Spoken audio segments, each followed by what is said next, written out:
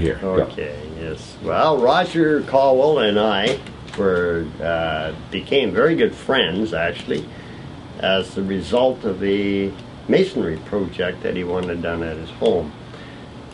Specifically the studio he had built up on top of the hill. And we faced that entire building with stone to make it resemble a castle, during which time we had a lot of fun together. And we didn't have a blueprint or any particular design. We sort of built it as we went. And almost every day I would show up for work in the morning and he'd say, "Rick, I've had a vision."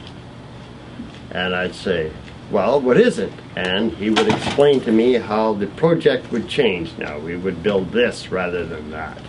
And that was part of his vision. And it always worked out really well. He was an interesting man to work with.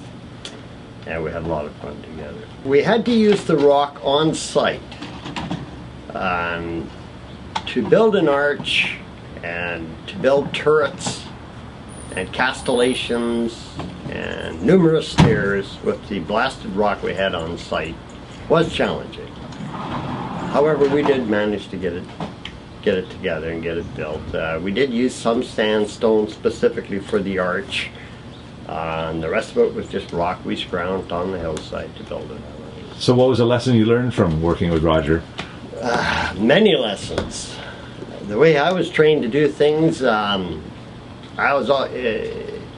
was trained to do things perfectly, and Roger actually taught me something very valuable. He taught me that in masonry work, which is a form of art, that perfect isn't necessarily right. And he was the darndest guy for throwing a curve into something or a twist. And after working with him for a while, I realized he was absolutely right. Another situation I remember very well was laying all the stone out on the ground and on the banks and on the sidewalk and wherever we could, so that we could almost prefabricate what it was that we were going to build. And so long as Roger could see the basic picture in his mind laying on the ground, then we could go ahead and build it from that. And since that time, I've used that method many times right here in this project. I have rocks scattered out all over the place so I can see precisely where it is and what piece to use next.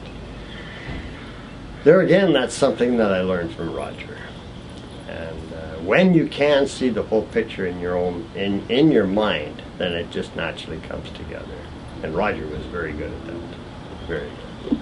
On every project that I worked with Roger, somehow the family would always be involved.